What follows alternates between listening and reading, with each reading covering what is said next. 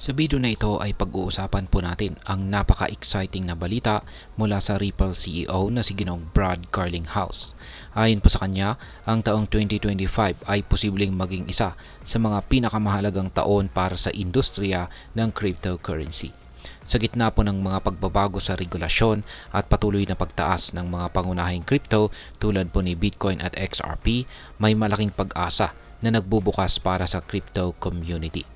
Ano nga ba ang ibig sabihin nito para sa atin bilang mga Pinoy crypto traders at investors? Yan po ang siyang ating aalamin sa video na ito. Pero bago po tayo magpatuloy ay nais ko lamang po munang bigyang linaw ang aking disclaimer kung saan ang nilalaman po ng video na ito ay hindi po ito isang financial advice. For education and information purposes lamang po ang layunin nito. Ayan po siya, ang CEO ng Ripple na si Ginoong Brad Garlinghouse. Yan. Ano nga ba ang aasahan natin sa mga regulatory changes? Yan.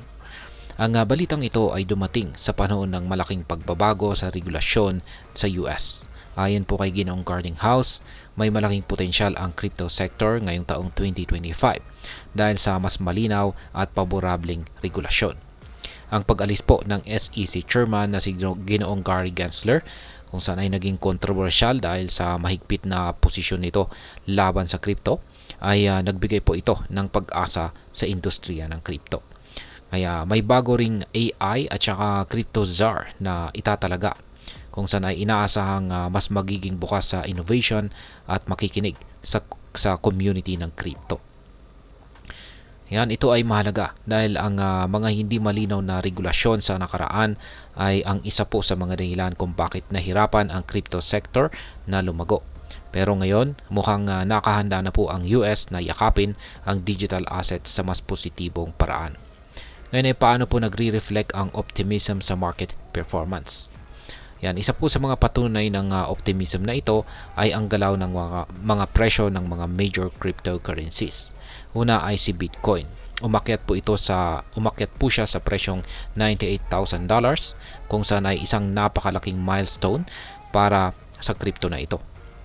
Kay XRP naman ay tumaas siya ng higit 13% mula po nang magsimula ang taon na ito, kung saan ay nagpapakita po ito ng kumpiyansa or pagtitiwala ng mga investors.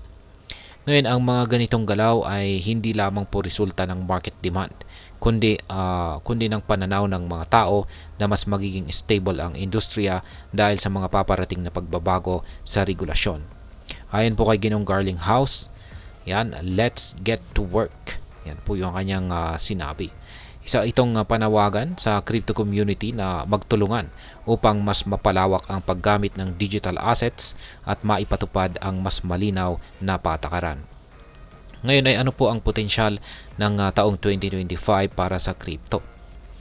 Ayan, ngayon pong taong 2025 ay nagsimula na po ang 119th US Congress, kung saan ay tinatawag po na pinaka-pro-crypto Congress sa kasaysayan.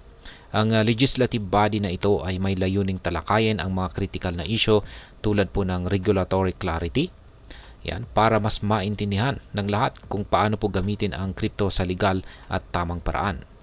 Yan, maliban rito ay ang investor protections para naman masigurado ang kaligtasan ng mga investors laban sa scams at maging sa iba pang mga risk o panganib. At ang panghuli ay ang blockchain integration para maipasok po ang blockchain technology sa traditional na financial system tulad po ng bangko at stock market. Ang mga hakbang na ito ay hindi lamang po magpapabilis ng pag-adapt ng cryptocurrency, yan, kundi magbibigay rin po ito ng kumpiyansa o pagtitiwala sa mga negosyo at gobyerno na gumagamit ng technology na ito. Ngayon ay ano naman po ang maaring maging epekto nito para sa atin bilang mga Pinoy crypto traders at investors ni XRP? Ayan, una ay syempre magkakaroon po tayo ng mas malinaw na regulasyon. Kung mas magiging maayos po ang regulasyon sa US, malaki po ang posibilidad na sumunod din ang ibang bansa at kabilang na po rito ang Pilipinas. Ibig sabihin ay mas magiging madali po para sa atin na mag-trade o mag-invest dito sa crypto. Pangalawa ay ang magkakaroon po ng mas mataas na adoption. Kapag nakita po ng mga negosyo at gobyerno ang benepisyo ng blockchain, maaaring magbukas po ito ng mas maraming crypto-related na trabaho or projects dito sa Pilipinas. At ang paghuli ay ang mas matatag na presyo. Ang kumpiyansa po ng mga investors ay magdudulot ng mas stable na presyo ng mga cryptocurrencies tulad po ni Bitcoin at XRP. Yan, kung ikaw po ay isang trader, magandang pagkakataon ito para mag-focus sa mga crypto assets na may matibay na fundamentals tulad ni XRP.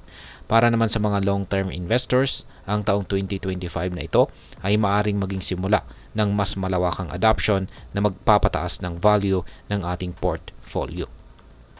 Ngayon ay ano naman po ang aking masasabi tungkol dito. Ang optimistic na pananaw ni Ginoong Brad Garlinghouse ay isa po itong paalala na ang crypto ay nasa maagang yugto pa lamang ng paglago nito. Ang ngayong taong 2025 ay hindi lamang tungkol ito sa presyo, kundi sa mas malaking posibilidad na maging bahagi ang crypto ng ating pang-araw-araw na buhay. Pero tandaan, ang crypto market ay nananatiling volatile, kaya't mahalaga ang tamang research at risk management sa bawat galaw natin. Mas mag-invest lamang po tayo ng kaya nating mawala at huwag po nating kalimutang maglaan ng oras para sa edukasyon tungkol sa technology na ito. At ayan, hanggang dito na lamang po tayo sa video na ito mga ka-crypto. Sana po ay inyong nagustuhan ang aking paliwanag sa video na ito. Kung inyo po itong nagustuhan, pakiclick lamang po ang like button nito. Marami pong salamat sa panonood. Ingat po tayo lagi at God bless po sa ating lahat.